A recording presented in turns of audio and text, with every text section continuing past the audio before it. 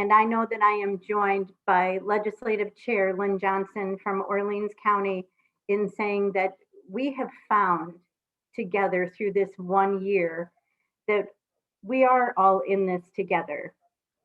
Whether it's been through fighting our way to getting testing capacity to learn about the virus. Together, we have grieved as one community for those folks that we have lost. And together in this tragedy, we have found strength in our community. As we work today to continue to put these shots in the arms at our vaccine clinics, we are really requesting that when you can, please do stick your arm out and be part of our health recovery, because without that, we can't recover our economy. And we would really like to recover from this pandemic for every single community in our counties because it's important. We recognize that there is still whipsawing going back and forth on precautions and executive orders, and it's difficult and it's frustrating. So from me to you, our goal remains the same. Shots in the arms.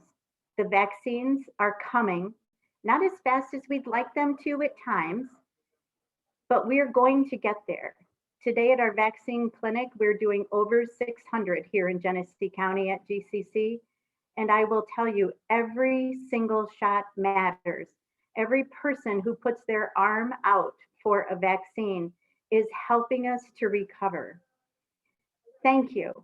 I am going to step off and hand this over to Matt Landers because I too am working and being part of the volunteer crew that's getting this done for Genesee. So Matt and Paul, it's all yours today. Thank you for your leadership. Thank you for the county staff that you're providing to us and to our entire community. Thank you for your volunteer service because we matter here in Genesee. Thank you. Paul, Paul and Matt, good morning. Good morning, Shelley. Thanks a lot, and thanks for your volunteering. It's great to hear. Great to see you over there. I know Shelley's been putting a lot of time in over there, volunteering at both our testing and our vaccination clinics, as many legislators and other county employees have been doing.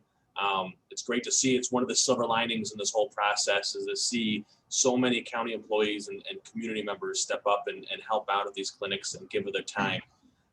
I also want to thank the press and everyone that's on this call. You know, this is the county's continuation, management's continuation, and Paul's continuing effort to bring the messaging to the people of information that they need to know and understand, and give the opportunity for our local press to ask questions of Paul Pettit, primarily our own local Dr. Fauci, who's been doing a tremendous job of keeping us informed of the regulations. I want to take a quick minute just for a quick thanks to, we've been thanking our hardworking healthcare workers, rightfully so, and our emergency management, but I also wanted to say a quick thanks to all of our folks in the criminal justice side, all of the law enforcement, corrections officers, and our 911 dispatchers.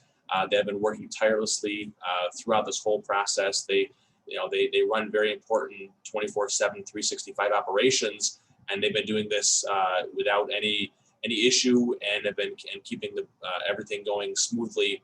And I want to provide a special thanks for those important employees. A couple of positive notes. It's important to try to stay positive during all this. Genesee County is hovering around the 2% level for positivity, which is excellent, and compared to where we were just a couple of months ago when we were leading the state and leading the region in positivity rate. The hard work of getting our numbers down is borne fruitful, and I am very happy to hear that our positivity rate is now hovering around the 2%. Another positive note is every single teacher in Genesee County that wanted to get their vaccination has had that opportunity. We can report that every single teacher has been given the opportunity for at least one dose and has had their first dose administered. So that's a milestone that we were working very hard to achieve, and we achieved that just the last week. And until recently, we have not been able to get into some of our larger senior complexes because of the low vaccine. But I'm pleased to say that Paul and his crew were able to get a couple of teams over to our larger complexes, 400 Towers and Washington Towers, and provide first doses. So everyone in those complexes that want a vaccine has been touched. And then very recently, I know Paul's going to be touching on some of this, and I apologize for stealing any of your thunder, Paul.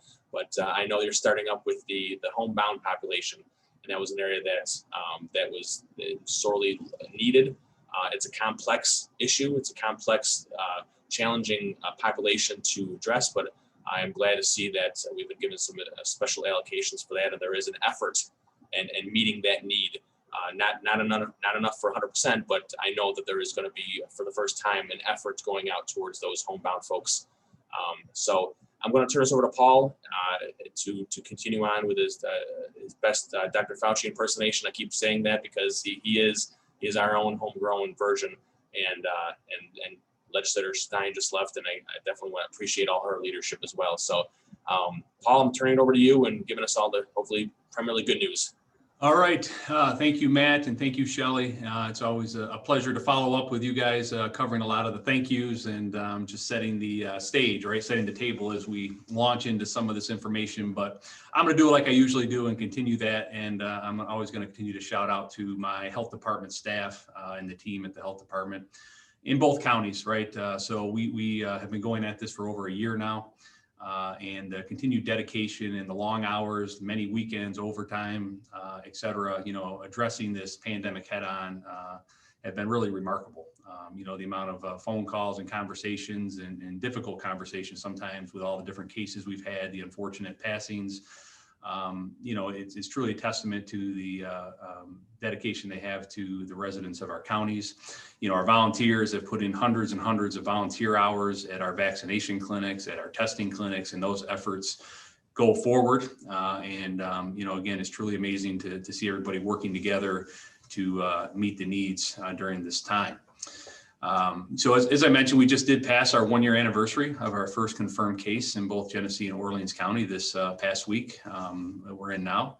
And, it's always important, I think, just to memorialize that a little bit and look backwards briefly and kind of the journey that we've been on over the past 365 plus days now. We at the health department were monitoring SARS-CoV-2 originally noted back in 2019, right? At the end of the year, we were starting to see some cases over in Asia and, China, and then starting to spread through Europe. So obviously it was on the radar back then, but, didn't really start showing up into the US till into 2020. But locally here, we had our first case in the region in Monroe County, which triggered a long weekend, to say the least. A lot of conversations around school closures, and we declared our state of emergency on March 14th, which we are still under. So we're over a year now of continual state of emergency declarations by both counties. It's a fairly unusual thing to see, but obviously it triggers and puts in place certain reimbursement streams and the ability to act and to respond quickly as needed to the pandemic as it's quickly shifted and changed throughout the past year. Again, we had our first confirmed cases and reported on March 16th for both Genesee and Orleans County. So over a year now, we continue daily reporting, obviously our press briefings that have gone out for over a year now. I know Nola's on here. She's our PIO, and she's going to be answering questions and posting links, I think, as I go through here in the chat box. So if that's helpful to anybody. Again, she deserves a lot of credit with pulling together a lot of this information with our EPI folks on a daily basis, putting together data so that we can report that out live. We've had many live press conferences. We've been doing these Zoom press briefings and, just a way to really get the information out to our public locally. Obviously we don't always have that opportunity. We're not necessarily in the bigger markets of Buffalo and Rochester. But we have made an effort to try to provide that information locally and to provide factual information as best we can. We've used our social media presence has increased significantly over the last year, obviously on Facebook, our website, Twitter, Instagram, those type of things. We launched the Go Health Minute, which we've had 28 different videos thrown up over the past year, focusing on different topics. We've had different people from elected officials to business owners share some thoughts on COVID and how that's impacted them and how it's impacting their lives and their businesses. So we've tried some different strategies to, again, push messaging out and share information with the public throughout the past year. But priority from day one, and we said this, if you go back to the press conferences when we had our first case a year ago, we wanted transparency. We wanted to be honest and open with the public and provide factual local data as best we could. And we've been doing that for ongoing over a year now, and we're going to continue to do that as long as needed, and hopefully shorter than longer at this point.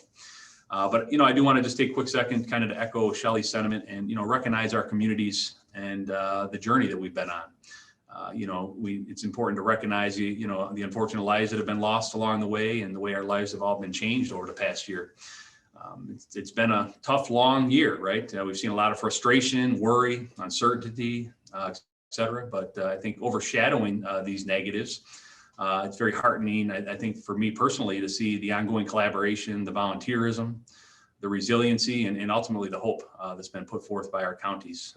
We've traveled this road together over the past year, and I firmly believe we'll push through the end of this together and hopefully for the better in the end. So just a quick snapshot there. Just want to spend some time looking backwards, but I'm going to kind of run through some updates on things just to give everybody a little snapshot of where we're at. So regionally, from the data perspective, we've been watching our numbers trend downwards over the last month and a half. At our press briefing last month, I shared kind of a juxtaposition between some of the data kind of in our peak in the December timeframe to where we were at that point.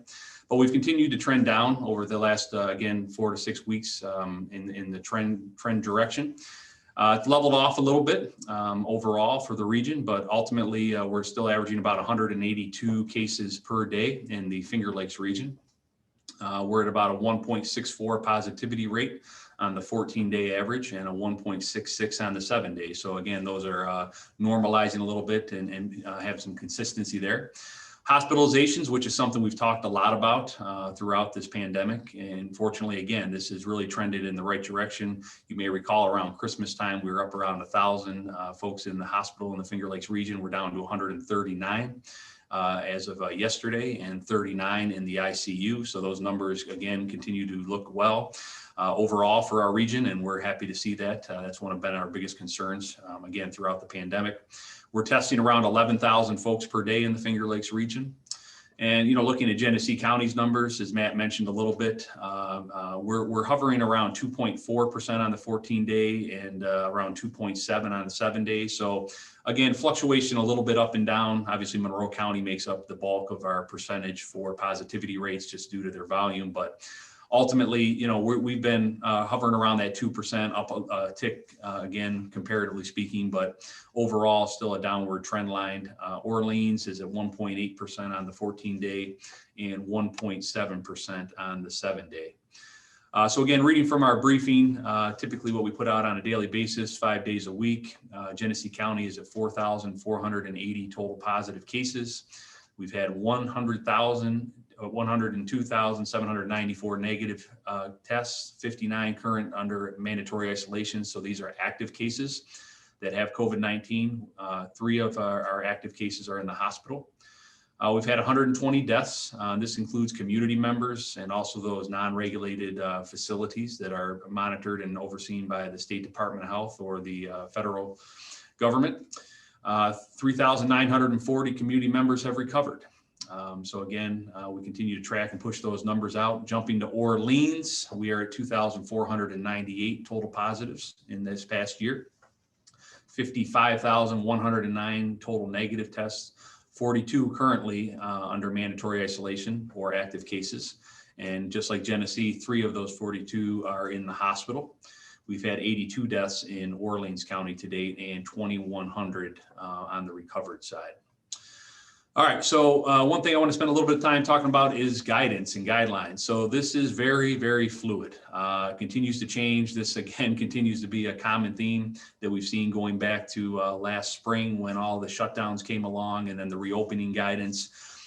It changes frequently, and unfortunately, when it does change, it's often done through a press conference, and the guidance documents and the actual way it's supposed to happen, the implementation of it is often a week plus in the lag, sometimes even longer. As I start this, I want to just encourage everybody to continue to follow Forward New York. That still is the repository where all of the New York State guidance documents lie.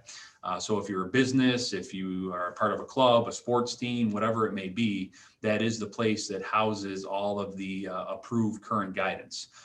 And again, some of it has not been changed since last June or July and updated. So which that basically means is that still is what's in place, and that still is what folks need to follow until the state officially updates and changes that.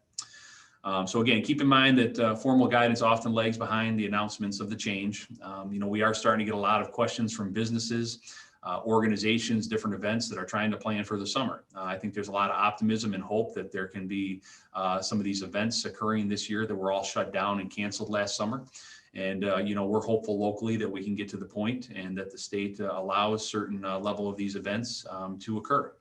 We're looking at parades, festivals, the fair, those type of different things that, again, did not happen last summer. And there's a lot of questions because folks are trying to plan now. So we are, advocating. We're constantly asking the state to put updated guidance out there as quickly as possible because we know it takes time to plan for these type of events. They don't happen the week before, right? They're happening now, the planning for them. So we'll continue to push those things up the ladder, but we will ask folks to keep monitoring Forward New York. And again, when we know about them, we will share them through our daily press briefings and push that out. But some highlights that have occurred recently, obviously weddings, catered events, as of this past Monday, responsible parties now have some new guidelines to go by for, these different events. There's a 5-day notification requirement. So up on our website, we do have a link for these different types of venues. If you're going to be hosting events that fall under these criteria, you need to report that to the local health department, again, per the regulations. So again, it's more of a notification. We're not going out and inspecting. We're not reviewing anything per se. This is a notification to let us know the event has occurred. So that link is up there. So please, make sure you're using that if you happen to be hosting one of these events. But there are some requirements. I'm not going to go through all of them, but this is really the responsibility of the responsible party. But there is a testing requirement if you're over 50 people. So the cap is 150 people, up to 50% of the venue capacity. So testing 3 days prior if it's a PCR test, or within 6 hours of the event if it's a rapid test. Again, that's going to be potentially challenging for folks. So we recognize that. We've been sharing that concern up the ladder already with the state, that we need more access to asymptomatic testing, especially if it's going to be a requirement for attending events like this. Social distancing is still in place, face coverings, socially distant dancing, those type of restrictions are in place. But ultimately, it's the responsible party is responsible to make sure that they're in line with all these guidance. So again, refer back to our website for that link and fill those out if that impacts you. Also, non-essential gathering limits have been increased. So they're going up to 100 for indoor. So that's up from 50. It can also go up to 150 with testing. So again, if folks are tested prior to the gathering, then you can increase that capacity past 100. For outdoor events, it's up to 200. And again, up to 500 outdoors if testing is in place. So here we are again tied to testing and the need to, figure out a process for that. Which, again, we continue to push up to the state. Private gatherings, so still inside is still at 10, and outdoors that has been increased to 25. As of today, March 19th, again, I know a lot of our food service establishments in our communities are pleased to see that the capacity is increasing up to 75% for all facilities outside of New York City. So that is taking effect today. We do realize that this isn't a fix-all, obviously, since this is still driven by needing to have tables spaced out, those type of scenarios. So smaller venues or with limited square footage are still going to have trouble even increasing to 75% with still maintaining the other restrictions that are in place. But again, we are moving the right direction with that, and hopefully, again, there'll be more updated guidance coming that'll continue to expand and allow for additional capacity in these venues. So hopefully, again, further modifications will be expected here, hopefully as numbers continue to trend the right direction. Obviously, beginning April 2nd, events, arts, entertainment venues are able to reopen at 33% capacity. And again, you got the different levels, 100 people indoors, 200 people outdoors.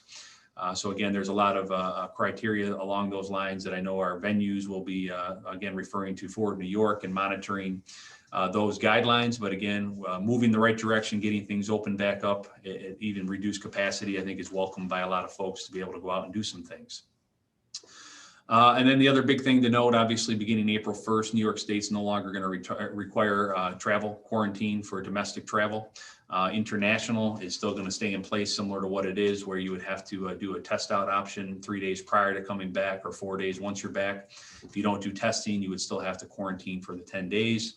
But any type of domestic travel, there'll be no longer any type of a quarantine or testing requirement traveling, again, within the states domestically.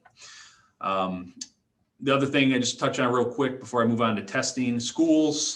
So obviously there's been a lot of talk in the news that the CDC will be updating potentially their guidelines around distancing from 6 foot to 3 foot. There's been a lot of discussion around this around the region. I talk to our superintendents in both Genesee and Orleans County weekly. So we have ongoing discussions around this. And, again, locally, I've informed all the schools, we're not in a position and we don't have the authority to approve that change. It's really between the state and the school districts.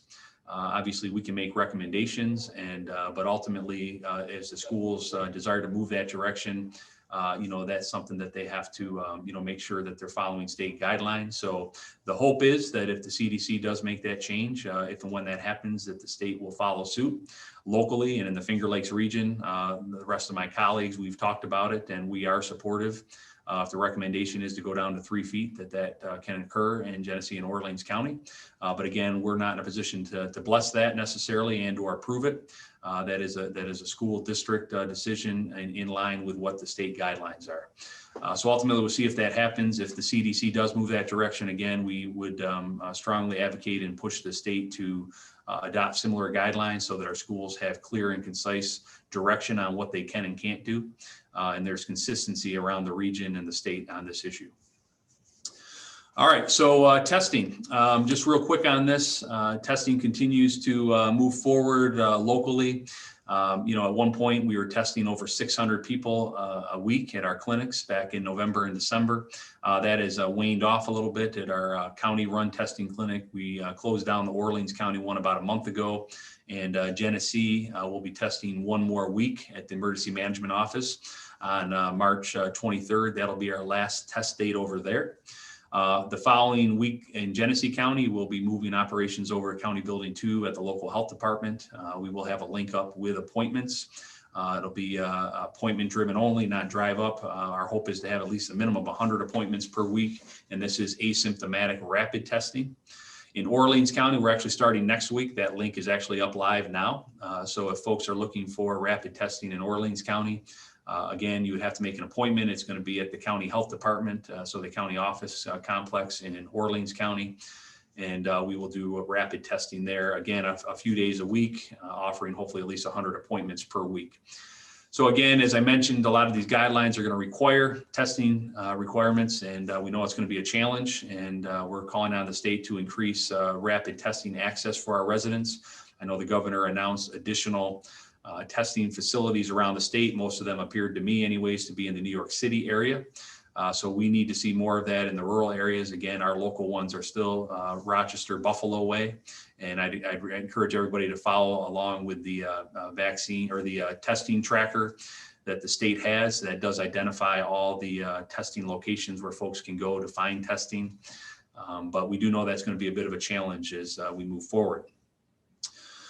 All right, so I want to move on to vaccinations now and just provide some updates where we are with that. We are making progress. We are getting more of our folks vaccinated. The percentages trickle up day by day as people go to providers, go to pharmacies, go to county clinics, state-run clinics. But ultimately, if you look at the numbers, we're still lagging behind in the percentage of residents vaccinated. We've been very vocal about this for 3 months now. If you really go back and look at how the vaccine rollout has occurred, it's very clear that a lot of rural counties have not been given and afforded the same local access that has been given to the urban counties who have obviously larger numbers of allocations, but they also have state-run mass vaccination sites, federally run mass vaccination sites. So there's a lot of access for those folks within those communities, where in the rural areas, we're really driven by the county-run sites and whatever allocations may come to pharmacies or to the healthcare providers. And what we've seen to date is not parity, right? We have not had the same level of access locally that other counties have had, particularly the urban counties. So we continue to push, we continue to advocate on a weekly basis for increased doses to come our way. We're hoping that we'll see that happening soon. But we have continued to run weekly and multiple times per week clinics in both counties. Again, GCC is our site in Genesee County and the Ridgeway Fire Hall in Orleans County. As Shelley mentioned, we're on site over at GCC today doing well over 600 doses. That includes some second doses, but also 400 initial doses. We did close to 600 yesterday at Ridgeway. So we have the capacity locally, and we've been very clear. We've written a couple letters now to the governor and the state asking for more vaccine, basically articulating our ability logistically to handle it. And we just need the doses so that our residents have a fair and equitable opportunity to receive that vaccine locally. So we continue to be overall successful in this. As I mentioned, our numbers have again continued to trickle up, and I'll share that data in a minute. We've also continued to partner with our other agencies in the community when we do get vaccines. So we've been working with pharmacies, working with providers to share some of the allocations when we get it, to make sure they're getting to their patients as efficiently, as effectively as possible. One thing I want to do is just still let folks know it is challenging. We recognize that to find access to appointments. The state system and the approach to this is very truncated. There's multiple avenues that you have to go to. If you're looking at one of the state sites, which they did just open up another round of state sites, we were hoping that one would have been located at GCC. Unfortunately, that did not happen, at least in this round. But the state sites, you have to go through the state site to register. If you want to register for the county sites, you got to go to the county website. If you're looking to go to a pharmacy, you may have to go to several different pharmacies to register. So it's not very easy. It's complex, and we know that's been challenging for some of our residents to maneuver through that process. But hopefully, again, at least on our website, I know we do offer the links for all of those different locations. So if you at least come to the Genesee Orleans Go Health page, you can at least click on different links and try to get to them from one spot. As far as the state mass vaccination sites, again, additional ones were opened up, but the nearest to us were Niagara Falls and Corning. Again, not overly close. We still believe, and I'll still lobby, that the GCC site is an ideal location for the state to set up shop. It's right in between Rochester and Buffalo. You're pulling from many rural counties, but also the east and west sides of the urban counties. But to date, that has not been something the state has wanted to move forward on. We also obviously did that mass vaccination site a couple weekends ago, which overall was very successful. We pushed out 3,500 doses in 5 days and easily could have doubled that volume if we had the vaccine. A couple things to note here. Just want to make sure I'm putting this out there. If you're vaccine shopping, so to speak, that's what we're calling it, looking around, signing up for multiple sites, we'd encourage you to not do that. We know it's very tempting to keep looking and trying to get an appointment that's earlier and earlier. It does take up available spots for others that are looking for appointments, because if you're holding 2, 3, 4, 5 different slots at different dates, different locations, it obviously restricts and minimizes the appointments that are available for others. So please don't vaccine shop, so to speak. And if you do, one thing we want to make it very clear is, once you get your vaccine or you settle in on an appointment that you're going to go with, please go on and delete out and cancel those other appointments. That way those spots will be released and open back up. So in our systems, when you cancel, it'll actually open that back up publicly so that someone else can grab that slot. So it's very important that you do that. If not, obviously those appointments get held and booked up, and then they end up as no-shows essentially because you're not going to be there to get it. So again, be cognizant of that and try to minimize that as much as possible. The other thing is that we're having an issue, and this isn't just with us, this is regionally and across the state. We're really starting to see a lot more challenges with second dose vaccinations. We really need people to think and to consider, are they going to be around in 4 weeks if it's Moderna, or in 3 weeks if it's Pfizer for their second shot? Everybody that comes through our clinic, we ask them probably 3 or 4 times before they get their vaccine, can you commit to coming back to get your second shot? And it's becoming more challenging because people are calling and saying, I can't come in now that date, we're going to be out of town, we scheduled a vacation, whatever it may be. What happens though, if you look at the process of this, we automatically get the doses for the second shot 4 weeks from when we gave the first shot. It's automatic. So your dose is allocated to you coming back 4 weeks or 3 weeks if it's Pfizer from that initial shot. So what's happening is if you don't show up, obviously we use that vaccine for other people, but we no longer have a dose for you that's been set aside based on your first allocation and your first shot. So what's happening is we're getting a lot of people that are unfortunately not able to get their second shot because of this. And it's a challenge because now we're trying to get them in at a later date. Obviously, we know we can do that. It's not harmful, so to speak, to go out further, but it's not helping with logistics and getting those numbers done. So we're just asking, if you're going to come get your shot, and we want you to, just make sure you can commit to coming back when we schedule for that second date. We're also seeing this with our snowbirds and other residents that may be coming back and traveling from different parts of the country. They may have received their vaccine in the other state, and now they're coming back looking for their second dose. Again, we will do our best to accommodate, but it may take a while to get you looped in because, again, we were not given a dose and we don't have an allocation for you since you got your shot at another location. The other thing, obviously, eligibility continues to expand. As we know, we're up to 60 plus, people with comorbidities, 18 and older with Moderna and J&J, and 16 and older with Pfizer. 1A and 1B groups continue to expand. Starting this past Wednesday, public-facing essential workers, governments, non-for-profits, public-facing essential building service workers. It was opened up to all these different groups. So again, please look to our different web links around for upcoming clinics. We'd like to get you in if you're willing and wanting to get the shot. The other thing, obviously, providers have now been increased the availability of who we can give the vaccine to, which is very helpful for us moving forward now. As I've talked the past several months, we've been restricted. We can only give it to essential workers. We can't give it to 65 plus, those type of restrictions. Those have all been lifted now by the state. For most providers anyways. So our clinics are open to all eligible at this point. Pharmacies still have a restriction of 60 plus or teachers. But as Matt mentioned, fortunately, locally in Genesee and Orleans County, we made a concerted effort to work with our schools and get all of our teachers in who wanted to be vaccinated. And we have completed that. Obviously, if those folks want to come online that didn't take advantage of that earlier on, they can just join into our normal clinics at this point. The last thing I want to note before I just give the numbers update on our vaccinations locally, all the vaccine is effective, whether it's J&J, whether it's Moderna, whether it's Pfizer. And I really want to encourage folks to, take whatever vaccine availability comes first. Obviously, as I mentioned, if it fits into your schedule, especially with the second dose, making sure you can come back for that. But all the vaccines effective, it's all effective at saving lives, reducing severity and symptoms, and regardless again of where and when you can get it, when you're eligible and able to, I'd encourage you to get any of the three that you can. We've heard a lot of people saying, well, I'm just going to wait for a certain type, and again, that's your prerogative. We're not saying you can't do that, but ultimately the goal here is to get as many people vaccinated as quickly as we can.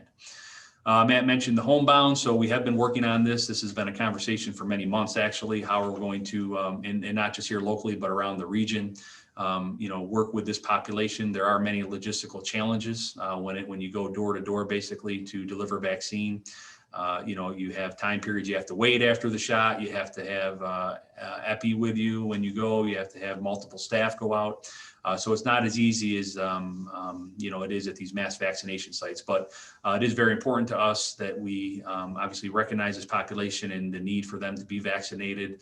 As Matt mentioned, we have started to go out to some of these different senior living centers and working on them. We did receive a small allocation of Johnson & Johnson for Homebound that we're working with our Office for the Aging on this weekend and upcoming week to get some of those folks done that we know about. So as we identify and identify more homebound folks, our plan is to obviously develop a list, and we'll get to those folks as soon as we can. The Johnson & Johnson vaccine is strongly preferred. Since it's a one and done, we can go in and do the shot, get them protected, and then not have to go back again in 3 to 4 weeks, depending on the vaccine. So we are working to address that population in concurrently while we're running our mass vaccination sites. Ultimately it takes many hands. We're obviously limited with the capacity and the workforce that we have, even within the health department and all of our volunteers. So it is a collaborative effort, again, working with our community partners and providers, pharmacies, potentially home care agencies moving forward to make sure we can get the shot to the folks that want it and need it, and in the environment that, potentially fits them best. All right, so just a real quick thing before I wrap up with numbers. So again, I would point you back to the state site. If you look at the COVID-19 vaccine page, right, that there's a link there that Nola will probably pop up. So I'd encourage anybody to monitor this. This is really the most up-to-date data that we have. It's usually about a day in the lag, but ultimately it does show where our vaccination rates are. It's the whole state. You can look by region. You can drill down into some different demographics. So there's a lot of information there. And I would encourage folks to monitor that as we move forward. But just a quick snapshot as of yesterday, we're right around 4.8 million New Yorkers have received at least their first dose of vaccine, which is, again, about 24%. 2.5 million New Yorkers have received their second dose, so they're fully vaccinated, which is about 12.4%. Drilling down to the Finger Lakes region, we're around 315,000, 26.2%. So Finger Lakes region as a whole is doing better than the state as a whole in getting vaccine in the arms, at least on the first dose. And we're at about 159,000 or 13.2% with fully vaccinated second dose in the arms in the Finger Lakes region. Looking at Genesee and Orleans, for Genesee, we're around 13,000 with their first initial dose, or 22.7%. So again, lagging New York State by about a point, 1.3%. But again, compared to the Finger Lakes region, again, a little wider gap there. Around 7,200 or 23% have received their full series. And then looking at Orleans County, we're at about 7,300 or 7,300 with their first shot, 17.8%. A little bigger gap there. This is where we continue to push this to the state. Wyoming joins in at that kind of in between Orleans and Genesee, again, showing that rural disparity in our percentage of residents vaccinated. So we need to see that come up, but 17.8% with one shot in Orleans and around 3,500 with their second dose, around 17%. So ultimately, we do understand there's a lot of challenges with seeking and getting vaccine. There has been a lot of changes, continues to be a lot of changes and challenges for our residents to be able to access the vaccine and get appointments, especially with broadband issues, limited connectivity, a lot of our seniors not being able to maneuver and get online and be able to be competitive when it comes to finding appointments, which is often challenging and frustrating. But as vaccine allocations increase, we're going to continue to push that out as quickly as we can through, again, multiple venues, our mass vaccination sites at providers, pharmacies, and our goal is to get it in the arms of those that are eligible and that want it as quickly as we can. All right, so that's it for my updates. I'm going to we'll open it up now to the press to answer or to ask questions. One thing I would ask is, just state your name and your affiliation, and we will do our best to answer it. I know Matt's here. He can help chip in if needed. And if we do not have the answer, we will go get the answer for you. Again, Nola is on, our PIO, capturing these questions and putting information in the chat box. So we will open it up now and have some dialogue. So.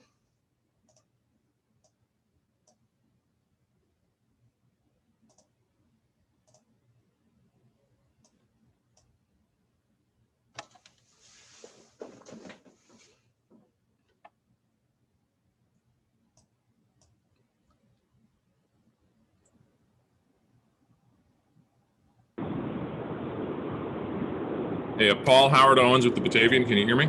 Yeah. Hey, Howard, how are you? Good. So, everything about this call's been pretty positive. So I kind of hate to be kind of a Debbie Downer, but I wanted to ask some forward-looking questions. Sure. It strikes me that, given what we went through last summer when the cases were really down, and now we've got the vaccine, we're likely to face a summer where it seems like this has gone away. Are you concerned about complacency setting in, and what's your projection for the fall? What would you want people to be thinking about to avoid that complexity coming into the fall, the complacency? Yeah, no, I mean, it's a great question, Howard. As we've seen, this is a novel virus, right? We don't have a lot of data on it and how it's going to, continue to move through our environment moving forward. We've seen our numbers, again, tail down and level off. The vaccine, we're vaccinating more and more every day. Obviously, we don't know yet the long-term effectiveness of the vaccine, and that's being studied right now, which comes into play with the kind of the 90-day recommendation after your second dose. There in all likelihood there'll probably be a recommendation of a booster shot potentially in the fall or early next year for even folks that are fully vaccinated. But I think when it comes to complacency, we really need to just keep an eye, on how things progress. Obviously, there's still masking requirements in place, distancing recommendations again, and it's fluid, right? So we're seeing changes come as we learn more. And this is not uncommon with new viruses. We need to understand them. We need to understand how it changes. And ultimately that will inform, the process moving forward. I mean, I think there is a lot of expectation and hope that this summer and heading into the fall that, we'll be in a different position. Hopefully we'll again start to continue to move towards that herd immunity and making sure that we have enough of our folks protected. And ultimately, the goal is really to protect those that are most vulnerable, especially our seniors and those with underlying health conditions. And, we'll have to wait and see, I guess, how it plays out. But, complacency sometimes comes back to bite us, right, in different ways. And it's important to just stay vigilant and make sure that we're still monitoring and, following the data, following the facts. And ultimately thinking of others, which is often sometimes lost, as we move forward. And it's not always about ourselves. Sometimes it's protecting our loved ones or protecting others that may be vulnerable or may be more susceptible to illness. So as we move into fall, obviously we'll have potential, again, flu season starting again. And, I think at that point we'll have a better idea of how the vaccine's holding up around the percentage of folks that have been vaccinated by then. And it'll help inform our decisions moving forward. And somewhat related, especially kind of your last remark, one thing about the vaccines I don't think we know is how effective they are for how long. And we don't know, I don't know. One of the things I wonder about, and I'm just curious about your thoughts, is some of those first people being vaccinated might need boosters come fall or winter. Yeah, absolutely. And I think that's been mentioned several times, and that's the data will show, right? I mean, they're going to be testing antibody levels. They're going to be looking to see how well the vaccine holds up.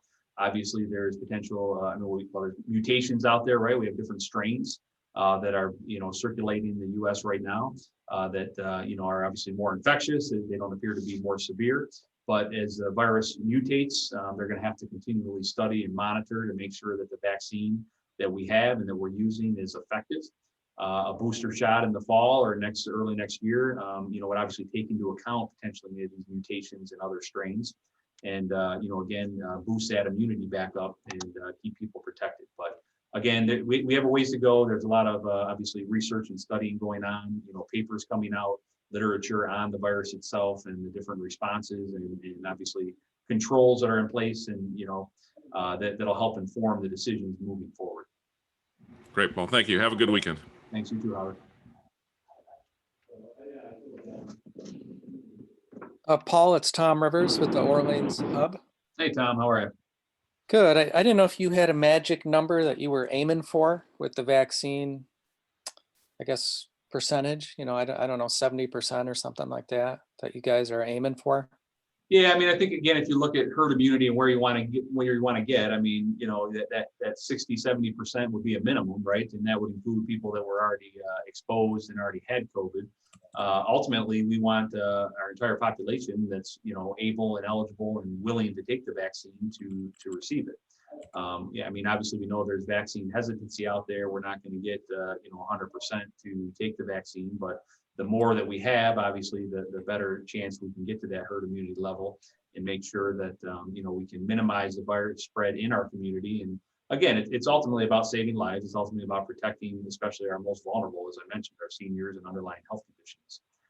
So, you know, the younger, the healthier those who get vaccinated and protect themselves from getting the virus, and obviously protect, you know, potentially passing it along. I mean, that's really where the efforts are around right now. So I wouldn't say there's a magic number per se, but we have a ways to go if you look at our numbers right now with, you know, right around 20, low 20% overall vaccinated.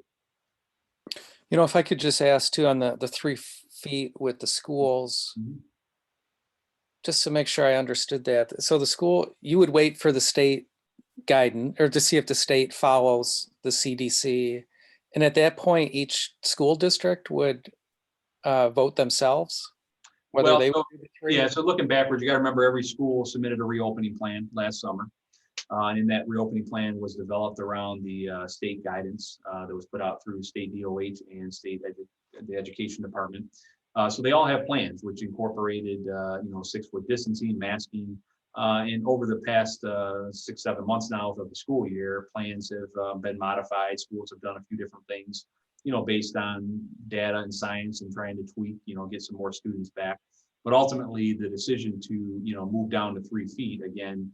That's not a local decision. You know, local health departments are not giving an approval per se. We provide guidance, but ultimately it's a decision between the school, the local school, and the state. You know, the schools are responsible to follow state guidelines, whether it's state education, in consultation with State Department of Health. But as I mentioned, we would like the state to follow whatever the CDC recommendation is. You know, there are some counties that are starting to offer some, you know, different advice and counsel and recommendations, but ultimately, from a liability standpoint, et cetera, you know, the school is just like the county. You know, Matt can attest to this. We have to follow the state guidelines and the executive orders.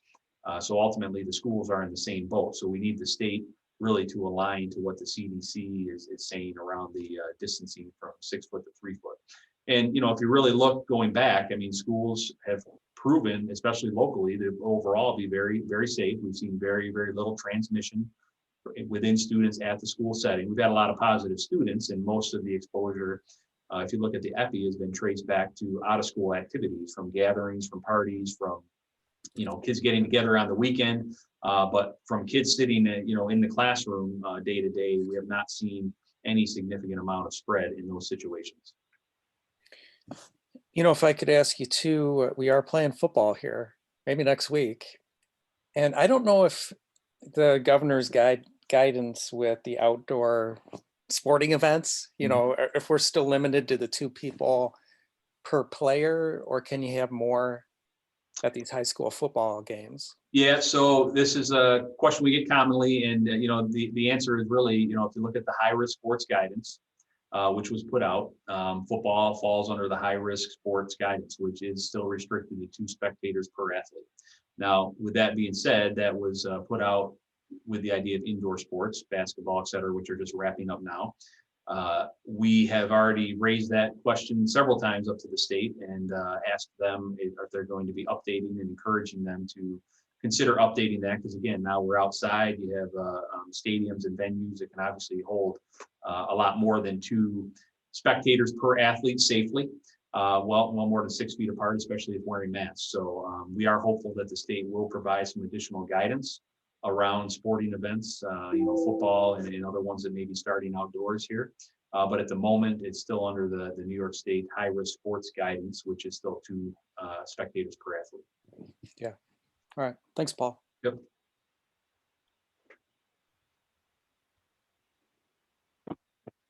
Paul, this is Lynn Johnson. Can you hear me? I can, Lynn. How are you today? I'm good.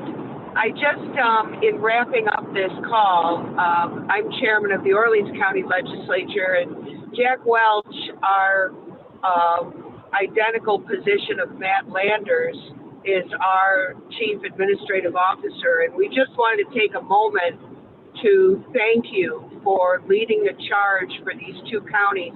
I echo Shelley Stein, Chairman of Genesee County, in the fact that you have taken us counties together. I can't walk into a general practitioner office or one of my school districts or without massive accolades for your leadership. And I just wanted to wrap up the call and say probably the best decision that Shelley and I did was appointing you as our public health director. So we thank you for all your work, and hopefully we're seeing the end of this. Thanks, Paul. Thanks for those comments, Lynn.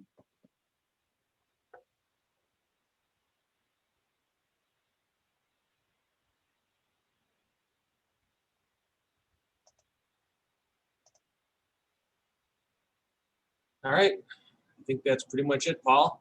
I think you answered a lot of the questions with your report, very comprehensive.